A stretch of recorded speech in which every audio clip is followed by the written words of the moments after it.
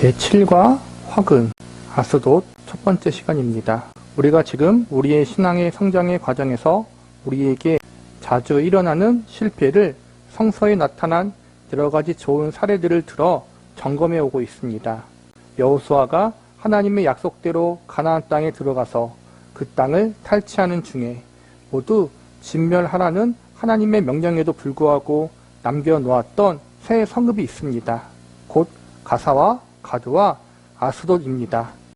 이 세 성읍이 어떻게 이스라엘 백성들에게 화근이 되었고 그들의 신앙 성장에 어려운 문제들로 성장케 되었는가 하는 부분을 몇 회에 걸쳐서 강의해 오고 있습니다.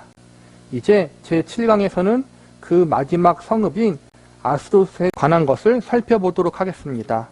사무엘상 41절에 아스돗 사건이 기록되어 있습니다. 사무엘의 말이 온 이스라엘에 전파되니라. 이스라엘은 나가서 블레셋 사람과 싸우려고 에벤에셀 곁에 진치고 블레셋 사람은 아벡에 진쳤더니 이스라엘을 대하여 항우를 벌이니라. 이렇게 두 민족이 싸웠는데 이 싸움에서 이스라엘이 4,000명의 사상자를 내고 패퇴합니다. 화가 난 이스라엘 백성들이 우리가 블레셋에 질 수 있느냐라고 해서 착안해낸 그 다음 전략이 하나님의 언약궤를 가지고 오는 것이었습니다. 언약궤를 가지고 올 때 이스라엘의 사기가 다시 충천하고 모든 사람들이 이길 수 있다는 확신 속에 있었습니다만 4장 10절의 기록은 이렇게 되어 있습니다. 블레셋 사람이 쳤더니 이스라엘이 패하여 각기 장막으로 도망하였고 살육의 심이 커서 이스라엘 보병에 엎드린 자가 3만이었으며 이렇게 이스라엘 군대가 대단히 많이 죽었다고 기록하고 있습니다. 사람만 3만 명이 죽었다는 것이 별것 아닌 것 같이 보일지 모르나 알렉산더 대왕이 동방 출정을 나섰을 때 그가 최초로 데리고 간 병력이 3만 5천 명밖에 안 됩니다. 그러니까 3만 명이 죽었다는 것은 대단히 많이 죽은 것입니다. 이 싸움으로 인해서 블레셋이 이스라엘을 이겼을 뿐만 아니라 5장을 읽어보면 우리가 생각해 보려고 하는 아스돗 사건이 바로 이것과 연결되어 기록되어 있음을 볼 수 있습니다. 또 5장 1절에는 이렇게 기록이 되어 있습니다. 블레셋 사람이 하나님의 궤를 빼앗아 가지고 에벤에셀에서부터 아스돗에 이르니라. 블레셋 사람이 하나님의 궤를 가지고 다곤의 당에 들어가서 다곤의 곁에 두었더니 이하의 내용은 성서를 읽어보기 바랍니다. 이 사건으로 인해서 이스라엘 백성이 기가 죽습니다. 여호와의 궤를 빼앗긴 것은 실로 엄청난 충격이었습니다. 이스라엘 백성 모두는 정말 풀이 죽어서 어찌할 바를 모르게 되었습니다. 그러나 에벤에셀의 이 전투가 왜 이스라엘 백성에게 패배로 기록되고 우리한테 중요한 메시지로 부각되는가 하는 것에는 몇 가지 이유가 있습니다. 우선 에벤에셀이라는 지명이 갖는 뜻 때문에 그렇습니다. 에벤에셀이라는 뜻은 하나님이 여기까지 우리를 도우셨다라는 뜻입니다. 과거에서 현재에 이르는 이 시점까지 도운 것으로 미래가 약속되는 것은 아니라는 내용을 이 본문만큼 멋있게 설명하고 있는 곳도 아마 없을 것입니다. 어제의 승리와 오늘의 승리가 내일의 승리를 기약하지 않는 것이 신앙생활의 싸움입니다. 하나님이 도와오신 이곳서부터 여호와의 언약궤를 빼앗겨 적군의 수중에 들어갔을 뿐만 아니라 치욕스럽게도 다곤의 신전에 바쳐지는 불상사가 생겨나는 싸움이 아스돗 싸움입니다. 또 아스돗의 뜻은 재미있게도 요새입니다. 적군의 요새가 이스라엘군의 최강의 힘으로도 파괴되지 않을 뿐만 아니라 오히려 언약궤를 빼앗기는 치욕을 당하게 됩니다. 지금까지 우리가 화근이라는 제목으로 세 도시를 살펴보았는데요. 가사와 가드, 그리고 이 시간에는 아스돗이라는 도시에 대해서 살펴볼 거예요. 가사와 가드. 가사는 삼손이 가사에 사는 여인 드릴라에게 속아서 크게 낭패를 당했던 사건을 나타내고 있고, 가드는 블레셋 민족의 거인이었던 골리앗과 그의 형제들을 배출한 도시였어요. 만약에 다윗이 없었다면 골리앗으로 말미암아 이스라엘 백성들은 크게 전쟁에서 패하게 됐을 거예요. 그 사건이 가사와 가드라는 도시를 남겨두었기 때문에 발생한 것인데, 이 두 도시는 여호수아 시대 때 전복할 수 있었던 도시였음에도 불구하고 작은 타협, 여기까지 했으니까 잠깐 쉬자, 여기까지만 하자, 이러한 안일한 태도로 말미암아 가사와 가드라는 도시, 아스돗이라는 도시를 점령하지 못해서 이스라엘 백성들이 역사적으로 두고두고 큰 고통을 당하는 그러한 가시가 돼요. 오늘 배우는 아스돗은 사무엘 시대 때 있었던 이야기인데, 이스라엘 백성들과 블레셋 민족이 전쟁을 벌이게 되는데 그 전쟁에서 크게 패배해요. 처음에는 에벤에셀이라는 곳에 모여서 전쟁을 했는데 수천 명만 죽고, 또 두 번째는 블레셋 민족에게 이스라엘 백성들이 수천 명이 죽어서 화가 나니까 언약궤를 가지고 왔어요. 언약궤는 하나님의 임재를 상징해요. 그러니까 언약궤를 앞세우고 있으면 블레셋 민족과 싸워서 이길 수 있다고 이스라엘 백성들이 착각을 하고 있던 거예요. 그런데 언약궤를 가지고 왔음에도 불구하고 블레셋 민족에게 패배해서 3만 명이 넘는 사람이 죽게 돼요. 그리고 언약궤는 빼앗겨서 아스돗이라는 도시로 옮겨서 다곤이라는 우상 신전에 바쳐지게 돼요. 블레셋 원수들에게 전쟁에 패하고 또 하나님의 임재를 상징하는 언약궤까지 빼앗기는 사건, 이것이 아스돗 사건이에요. 이스라엘 백성들이 에벤에셀이라는 곳에서 전쟁을 치렀지만 졌어요. 에벤에셀은 하나님의 인도하심에 감사하면서 하나님이 여기까지 인도하셨다라는 의미를 담고 있는 역사적인 장소예요. 그 역사적인 장소, 하나님의 은혜와 하나님의 인도하심을 감사하고 찬양했던 그 에벤에셀이란 장소에서조차도 원수인 블레셋 민족과의 전쟁에서 패배하게 되고, 또 하나님의 임재를 상징하는 언약궤를 가지고 왔지만 그럼에도 불구하고 블레셋 민족에게 패배해서 언약궤를 빼앗기게 됐어요. 이걸 통해 우리가 무엇을 배울 수 있느냐? 과거의 은혜로 오늘을 살 수 없고 미래를 살 수 없다라는 거예요. 과거의 은혜를 받았다면 그 은혜를 잘 간직하고 오늘 역시 과거의 은혜를 주셨던 그 하나님을 의지하면서 오늘을 살아야 되고, 내일과 미래 역시도 과거와 오늘 우리를 은혜로 붙들어 주신 그 하나님을 붙들며 미래를 살아야 되는 거란 말이에요. 근데 이스라엘 백성들은 단순히 역사적인 장소, 또 하나님의 임재를 상징하는 언약궤라는 그러한 종교적인 물건을 통해서 승리를 얻으려고 했어요. 가장 큰 문제는 근데 뭐냐면은 지금 이스라엘 백성들이 하나님 앞에 바로 서지 못했는데 이러고 있었다라는 거예요. 하나님 앞에 바로 서고 은혜를 의지하고 믿음으로 나아가면서 전쟁에 임했던 것이 아니라 단순히 과거의 은혜를 받았던 사건, 과거의 영광에 기대었고 과거에 크게 자신들을 인도했던 언약궤, 신비한 언약궤를 의지했다라는 거예요. 하나님을 전적으로 의지하며 나가는 믿음이 아니라 종교적인 열심을 의지하며 나아갔는데 결국엔 그것이 실패로 돌아왔다라는 거예요. 하나님 앞에 그들이 믿음으로 바로 서지 않는다면 그 어떠한 종교적인 열심과 의식도 결국엔 소용이 없는 것이고, 내가 지금 하나님 앞에 바로 서지 않으면 과거의 은혜도 소용이 없다라는 거예요. 그런데 이 싸움이 갖는 중요성을 우리가 기억할 필요가 있습니다. 에벤에셀에서부터 빼앗긴 언약궤, 그래서 그것이 적군의 수중에 떨어지고 하나님의 영광도 땅에 떨어집니다. 그러나 하나님이 다곤보다 못해서 이 전쟁에 실패한 것이 아님을 5장을 보면 알 수 있습니다. 다곤의 신전에 여호와의 언약궤를 넣어 놓았더니 다음날 다곤의 팔 다리가 잘려서 몸뚱아리만 언약궤 앞에 엎드려져 있는 것을 블레셋 사람들이 발견합니다.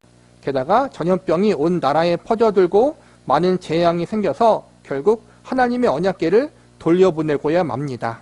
그러면 이 에벤에셀의 싸움에서 이스라엘 백성들이 의기양양하게 앞세워 가지고 온 하나님의 언약궤를 아스돗에게 빼앗긴 것은 아스돗의 신 다곤이 이스라엘의 여호와 하나님보다 커서가 아니라 여호와께서 돌보시는 이스라엘 백성이 승리를 얻지 못할 만한 이유를 갖고 있기 때문이라는 것이 자명해집니다.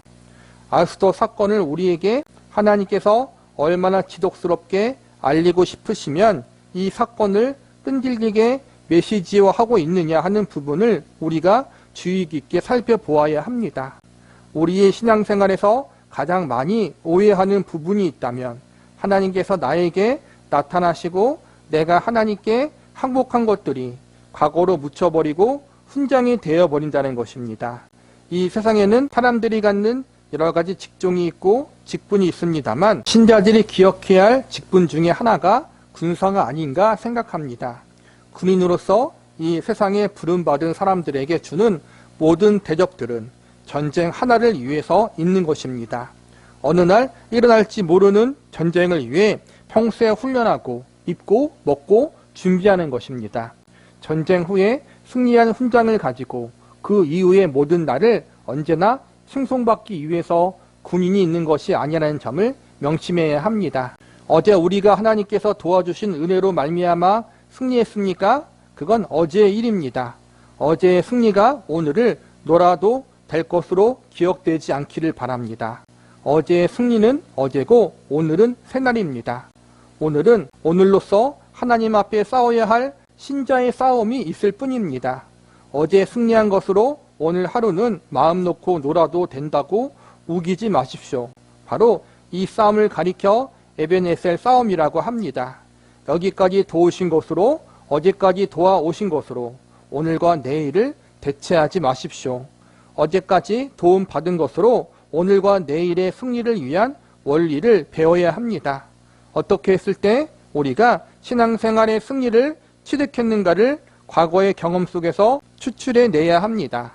그래서 그것으로 오늘을 살아야 합니다. 어제 승리한 것을 오늘 붙여놓고 앉아있지 말라는 말씀이 에벤네셀의 전투입니다. 그런데 이 전투에서 더 무서운 것은 그것이 밖으로 나타난 싸움이기 이전에 우리 안에 남겨둔 죄의 뿌리들이 성장한 싸움이라는데 문제가 있다는 것입니다. 그래서 이 싸움을 우리는 이렇게 끌고 나가야 합니다. 먼저 살펴야 할 것은 이 에베네셀 전투에서 나타난 하나님의 언약궤의 상징성입니다. 신앙생활이란 결과적으로 우리가 살아야 할 싸움이지 무엇으로 대체할 싸움이 아닙니다. 언약궤를 갖다 놓을 싸움이 아니라 우리가 하나님 편에 서야 할 싸움일 뿐입니다. 언약궤는 하나님의 인재를 상징하는 종교 물건이에요. 거룩한 물건. 그 언약궤는 1년에 단 한 번 대제사장만 그 지성소에 들어가 이스라엘 온 백성들의 죄를 속죄하기 위하여 그곳에 피를 뿌렸죠. 요단강을 건널 때도 언약궤가 앞서 나갈 때 요단강이 갈라지는 역사가 일어났어요. 이스라엘의 온 백성의 죄를 용서하고 요단강을 가르고 그만큼 언약궤는 이스라엘 백성들에게 있어서 하나님의 인재를 상징하는 또 하나님을 상징하는 것과 같았다라는 거예요. 그런데 중요한 건 하나님을 상징하는 그 언약궤가 이스라엘 백성들을 위해서 싸우는 것이 아니라 그 언약궤의 주인 되시는 하나님이 이스라엘 백성들을 위해 싸우시는 것인데 그러려면 이스라엘 백성들이 하나님 편에 서야 하고 하나님 앞에 믿음으로 바로 서야 한다는 거예요. 하나님 앞에 믿음으로 바로 서지 않고 하나님을 온전히 믿지 않고 우상에 빠져 있고 도덕적 윤리적으로 타락해 있는 상태에 있는데 그냥 언약궤만 가지고 왔고 언약궤만 의지한다고 해서 전쟁에서 승리할 수 있는 것이 아니라는 거예요. 이스라엘 백성들은 자신들이 하나님 앞에 믿음으로 바로 서야 할 부분들을 하지 않고 그냥 언약궤를 가져오는 행동으로 대체하려고 했다라는 거예요.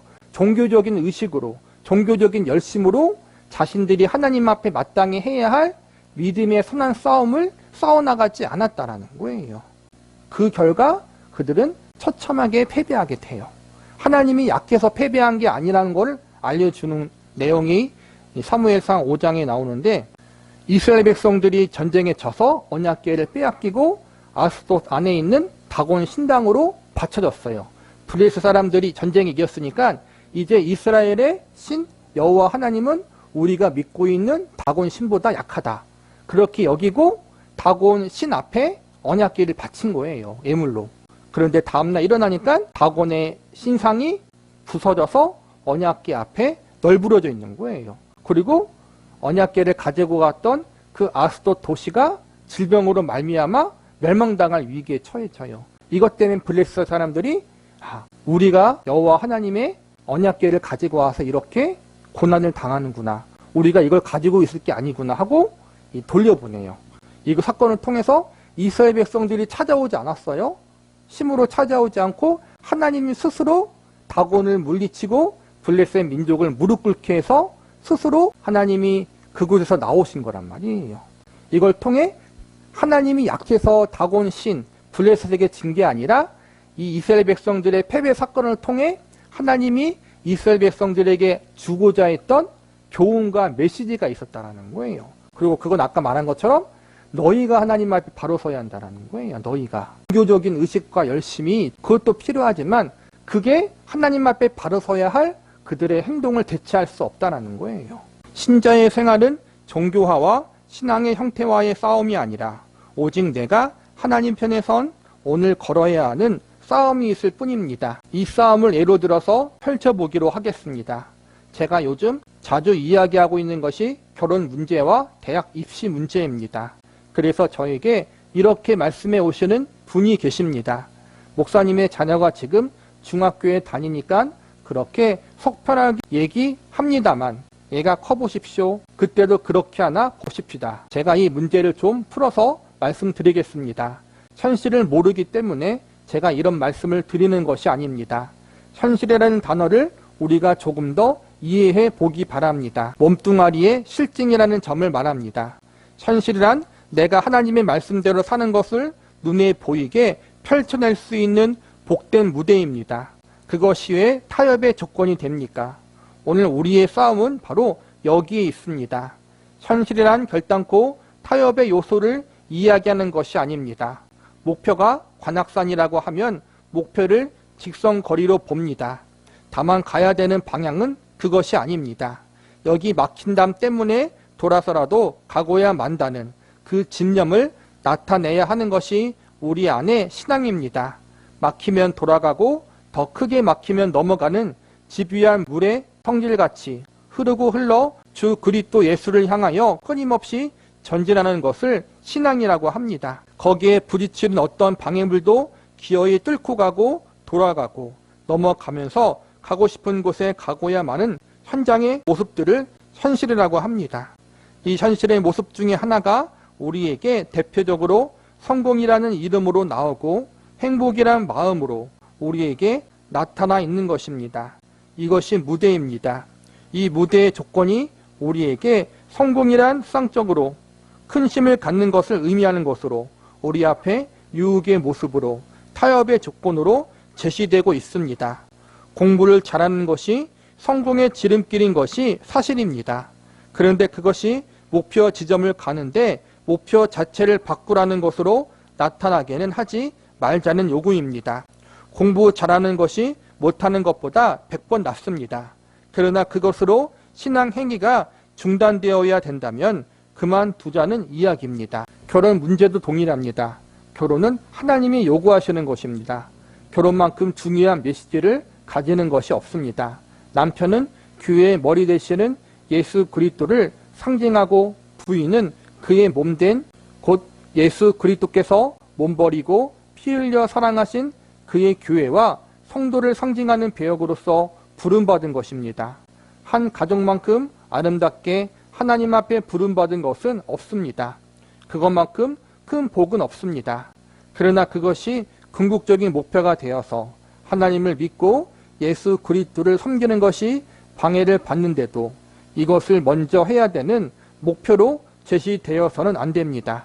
우리는 신앙생활 속에서 이런 요구를 받습니다. 하나님을 배반하는 일이 요구된다면 목숨을 버리는 한이 있더라도 그 일을 하지 말자. 이것을 우리가 순교라고 합니다.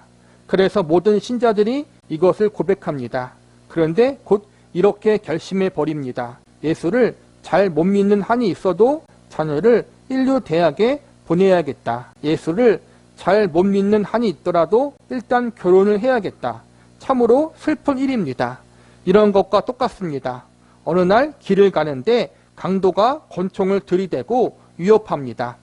목숨을 내놓겠느냐, 돈을 내놓겠느냐.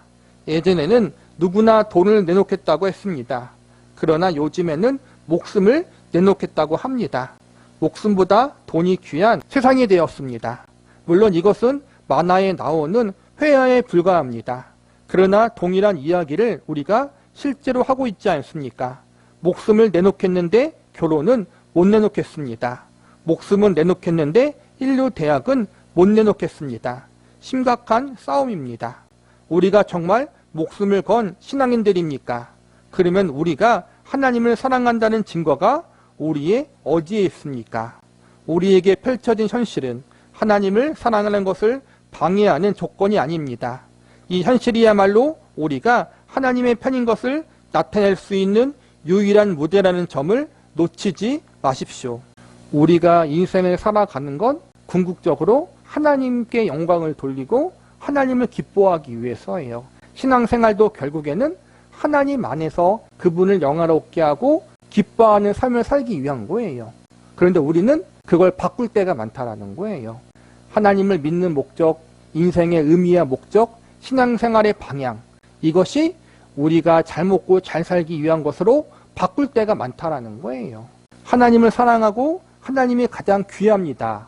그러나 아직 내가 내 자녀를 포기하지 못하고 배우자를 포기하지 못하고 내가 가장 소중하게 여기는 것을 내려놓지 못하고 있다는 거예요.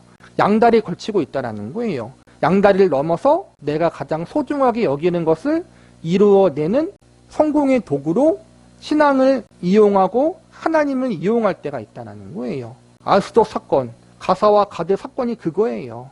내가 하나님 앞에 내려놓지 못한 것이 있다는 거예요.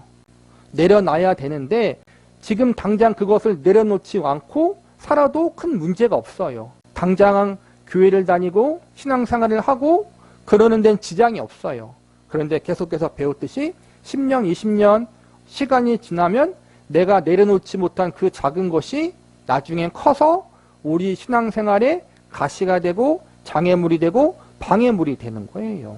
자식을 하나님 앞에 내려놓지 못하고 배우자를 내려놓지 못하고 가족을 내려놓지 못하고 물질을 내려놓지 못하고 내 명예와 내 성공, 욕심을 내려놓지 못해요. 그 상태로 처음에 예수님 믿는 데는 문제가 없어요. 교회 다니고 신앙생활을 하는데 문제가 전혀 없어요. 그런데 그것이 10년, 20년, 30년 지나고 나면 그것이 나중엔 커져버려서 내 신앙생활에 큰 장애물이 되고 방해 요소가 될 수 있다는 거예요. 그것 때문에 하나님께 더 깊이 나아가야 하는데 그러지 못할 때가 더 많이 생기게 되고 나중에는 넘어지고 흔들리게 된다는 거예요. 우리의 신앙의 의미, 삶의 목적이 무엇인지, 내가 하나님 앞에 내려놓지 못하는 부분이 무엇인지 이것을 우리가 잘 점검할 수 있어야 돼요.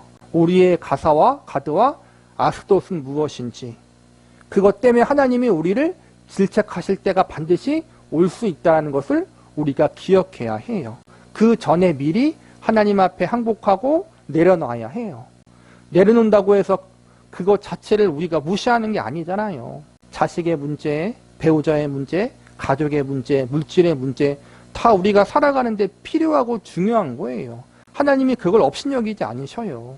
그런데 그것보다 하나님이 더 중요한 자리에 가야 된다는 거예요. 이 모든 것보다 하나님이 더 중요한 자리에 가 있을 때 하나님이 나머지를 책임져 주신다는 사실을 우리가 알고 믿고 신뢰할 수 있어야 돼요. 내 기대대로 모든 것들이 다 잘 풀리지 않을 수 있어요.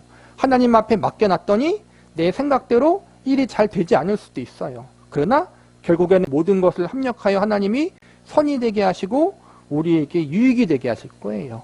내가 바라는 대로, 내가 기대하는 대로 이 땅에서 내가 이상치로, 목표치로 잡고 있는 인생과 가정과 삶의 모습들이 있는데 그렇게 안 될 수도 있어요. 내가 부족할 수도 있고 또 여러 가지 환경적인 문제 때문에 그럴 수도 있고, 그러나 내가 하나님께 그걸 맡기며 나아갈 때 결과가 내 생각대로 되지 않지만 그래도 그것 자체로 하나님께서 우리에게 선이 되고 유익이 되도록 역사하시고 내 기대대로 된 것보다 더 나에게 선이 되도록 역사하실 것을 우리가 믿을 수 있어야 돼요. 그런데 내가 그걸 맡겨버리면 내 이상과 기대대로 이루어지지 않을 것 같으니까 맡기지 못하는 부분들이 많이 있거든요. 근데 그것을 맡기지 못할 때 더 큰 화가, 더 큰 질책이 올 수 있다. 이 현실이야말로 우리가 하나님의 편인 것을 나타낼 수 있는 유일한 무대라는 점을 놓치지 말기 바랍니다. 그런데 우리가 이것을 무엇으로 대체하고 있는가를 보십시오. 지금 이 강해에서 드리는 말씀이 바로 그것입니다. 이스라엘 백성이 에베네셀 전투에서 하나님 편에 서는 것이 아니라 언약궤를 가져오는 것으로 신앙의 싸움을 대체했다는 것이 그들이 실패한 이유입니다. 즉 신앙생활을 하기 위해서 교회에 나오는 것이 아니고 말씀을 듣는 것이 아니고 성경 공부하는 것이 아니고 기도를 하는 것이 아니었다는 말입니다. 기도가 그렇게 살기 위한 도움이 아니라 신앙생활을 못하니까 대치된, 그리고 하나님 이거나 드시고 잠잠히 계시지요 로 제시되는 것이라면 그것은 에베네셀 전투가 되고 말 것입니다. 여기가 무서운 대목입니다. 우리의 신앙생활은 분명하게 저는 하나님을 찬송하는 사람으로 살겠습니다의 신앙 고백과 자세의 한 모습이어야 됩니다. 찬송이 우리가 그렇게 살아야 할 생활을 그렇게 살지 않은 것에 보상이 되어서는 안 됩니다. 여러 곳에서 부부 세미나를 합니다. 또 새신자 세미나도 합니다. 이렇게 하는 이유가 무엇입니까? 하나님의 사람으로 오늘 우리에게 준 현실이 무대 조건이기 때문에 부부가 어떻게 부부된 것에 대한 메시지를 제대로 전할 것인가 하는 것 때문에 모이는 것입니다. 아버지 세미나도 마찬가지입니다. 어떻게 아버지로서 하나님이 오늘 요구하신 이 현실을 무대와 배경 속에서 하나님의 사랑의 메시지를 펼칠 것인가 하는 것 때문입니다. 그래서 그런 모임에 여러분을 초대합니다. 힘써 해야 할 일 중에 하나인 것입니다. 부부로 사는 것이 궁극적인 목표라면 무엇 때문에 세미나를 하겠습니까? 이것이 하나님의 메시지이기 때문에 우리가 이것을 우리의 궁극의 목표로 놓지 않고 하나님의 영광과 그분을 위해 사는 사람으로 놓고 있기 때문에 우리에게 준 현실, 우리 손에 잡힌 내 인생을 하나님께 영광 돌리는 메시지로 어떻게 꺼낼 것인가를 훈련받아야 하는 것입니다. 우리의 전투는 어떻게 되고 있습니까? 우리의 과거가 우리의 현재와 미래를 게으르게 하는 요소가 되어 있다면 이것만큼 경계해야 될 무서운 것은 없습니다. 대표적인 예로 빌립보서 3장 10절을 봅시다. 기억해야 할 말씀입니다. 내가 그리스도와 그 부활의 권능과 그 고난에 참여함을 알려하여 그의 죽으심을 본받아 어찌하든지 죽은 자 가운데서 부활에 이르려 하노니 내가 이미 얻었다함도 아니요 온전히 이루었다함도 아니라 오직 내가 그리스도 예수께 잡힌 바 된 그것을 잡으려고 쫓아가노라. 형제들아 나는 아직 내가 잡은 것으로 여기지 아니하고 오직 한 일, 즉 뒤에 있는 것은 잊어버리고 앞에 있는 것을 잡으려고 표대를 향하여 그리스도 예수 안에서 하나님이 위에서 부르신 부름의 상을 위하여 쫓아가노라. 신자란 그의 과거가 오늘을 보장해 주는 것이 아닙니다. 연금 타먹는 것이 아닙니다. 퇴역 장군들도 아니고 공무원 30년 하고 정년 퇴직한 생활을 하는 사람들이 아닙니다. 이제 천국 가는 표를 얻어 놓았으니 죽는 날까지 죄짓지 않고 요리조리 피해 다니다가 타임아웃 호각을 불 때까지 버티고 있는 싸움이 아닙니다. 지나온 우리들의 과거들이 오늘의 전쟁과 내일의 전쟁에 중요한 원리와 경험들이 되어야 하는 사람들입니다. 이제 남아있는 우리의 생애는 어떻게 승리할 것인가가 점점 더 굳어지고 점점 더 확실해지는 사람들의 집단에 기회여야 됩니다. 그것이 남은 인생의 황금기가 될 것입니다. 앉아서 놀고 먹는 자리로서가 아니라 옛날에는 10번 싸워 한 번의 승리밖에 없었다면 이제는 10번 싸워 8번, 9번 승리하고 드디어 10번 싸워서 10번 승리하는 자가 되는 이런 삶으로의 전진이 있어야 되는 것입니다. 그것이 우리의 기대여야 합니다.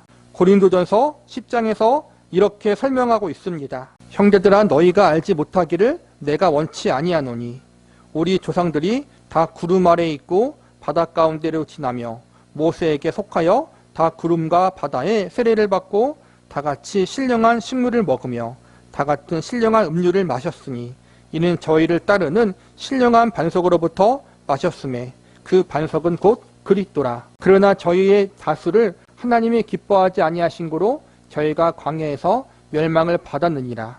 그런 일은 우리의 거울이 되어 우리로 하여금 저희가 악을 즐겨한 것 같이 즐겨하는 자가 되지 않게 하려 함이니 저희 중에 어떤 이들과 같이 너희는 우상 숭배하는 자가 되지 말라. 기록된 바 백성이 앉아서 먹고 마시며 일어나서 뛰논다함과 같으니라. 저희 중에 어떤 이들이 가늠하다가 하루에 23,000명이 죽었나니 우리는 저희와 같이 가늠하지 말자. 저희 중에 어떤 이들이 주를 시험하다가 뱀에게 멸망하였나니 우리는 저희와 같이 시험하지 말자. 저희 중에 어떤 이들이 원망하다가 멸망시키는 자에게 멸망하였나니 너희는 저희와 같이 원망하지 말라. 저에게 당한 이런 일이 거울이 되고 또한 말세를 만나 우리의 경계로 기록하였느니라. 이스라엘 백성이 살아온 그 역사는 이 기록과 똑같습니다. 수많은 기적의 과거를 갖고 있는데도 늘 넘어지는 역사를 기록하고 있습니다. 쉽게 이렇게 생각하지 마십시오. 그렇게 하나님께서 복을 주셨는데도 믿지 못하니 욕먹어도 싸지. 아닙니다. 이스라엘 역사가 그것만 있는 것이 아닙니다. 이 약속을 이렇게 분명히 증거하고 있는 것입니다. 과거에 어떤 기적의 경험이 있을지라도 지금은 언제나 지금이라고 말입니다. 지금 하나님 편을 들지 않으면 언제나 얻어 터진다고 말입니다. 그것이 우리 앞에 무거운 교훈으로 펼쳐진 이스라엘의 역사입니다.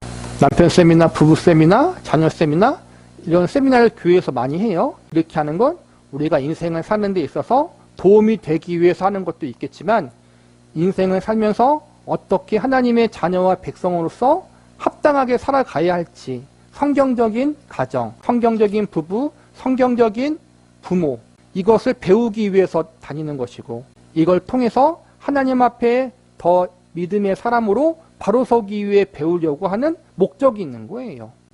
뱀을 위한 배움이 아니라는 거예요. 단순히 좋은 배우자, 좋은 부모가 되는 것이 최종 목적이 아니라 하나님 앞에서 믿음의 부모가 되고 믿음의 배우자가 되고 믿음의 가정이 되기 위해 배우는 것이고 그것이 하나님이 기뻐하는 것이기 때문에 그것을 배우는 거란 말이에요. 우리는 그것이 반대가 될 때가 많다는 거예요. 단순히 좋은 가족을 위해서 좋은 배우자가 되기 위해서 이 땅에서 그냥 좋은 소리 들으며 잘 사는 존경받는 사람이 되고 싶은 그런 마음이 더 앞설 때가 있어요. 그것 자체가 목적이 되어서는 안 된다. 우리가 하나님을 목적으로 삼고 그 하나님 안에서 믿음으로 바로 서게 된다면 나머지는 저절로 따라오게 되어 있다는 거예요. 우리는 성숙으로 부름받았어요. 예수님으로 말미암아 구원받아서 하나님의 자녀와 백성이 되어서 지옥에 안 가고 천국 가게 된다. 이것이 끝이 아니라 이 땅에서 하나님을 더 알아가고 예수님을 닮아가고 사랑하는 믿음의 성숙의 존재로 자라나고 성장하는 과정 가운데 우리를 하나님이 부르셨다는 거예요. 그래서 우리는 더 믿음적으로 성숙해야 되고 믿음적으로 성화되어야 되고 하나님을 더 깊이 알아가야 되고 닮아가야 되는 그러한 자리에 나아가야 해요. 과거에 받았던 은혜로 만족하고 거기 과거의 영광에만 머물러 있는 것이 아니라 믿음으로 앞으로 나아가야 한다는 거예요. 과거의 영광, 과거의 은혜만 의지하고 오늘 우리가 종교적인 열심과 형식과 의식에만 열심으로 붙어 있다면 우리가 자칫 잘못하면은 넘어질 수 있고 실패할 수 있어요. 과거의 영광, 과거의 은혜는 교훈이에요. 과거에 하나님이 나를 은혜로 붙잡아 주셨다. 그 하나님을 내가 지금도 그리고 앞으로도 의지하며 나아가야 한다. 이걸 배우는 교훈이라는 거예요. 그 은혜, 과거의 은혜 자체, 과거의 영광 자체만 바라보는 것이 아니라 그걸 통해 오늘을 살아가는 교훈을 배울 수 있고 오늘을 살아가는 신앙의 성숙을 배울 수 있어야 되는 거예요. 과거의 은혜와 영광으로만 의지하며 살았던 이스라엘 백성들이 현재 그 에베네셀의 하나님, 지금까지 나를 인도하신 하나님이 지금의 나의 하나님이 되지 않고 과거의 하나님으로 머물러 있고 나는 과거의 유산만 물려받아서 그 유산만 붙들고 하나님 앞에 믿음으로 바로 서지 못하고 종교적인 열심으로만 살아갈 때 하나님은 이스라엘 백성들을 혼내시고 질책하셨어요. 우리도 과거의 영광과 과거의 은혜만 의지하고 그 자리에 머물러 있지 말고 과거의 은혜를 주시고 과거의 영광 중에 나를 만나셨던 그 하나님을 지금 만나고 지금 의지하고 그 하나님의 은혜를 지금 맛볼 수 있는 사람들이 되어야 해요. 앞으로도 마찬가지고요. 하나님 앞에 지금 믿음으로 살아갈 수 있는 사람들이 되어야 해요.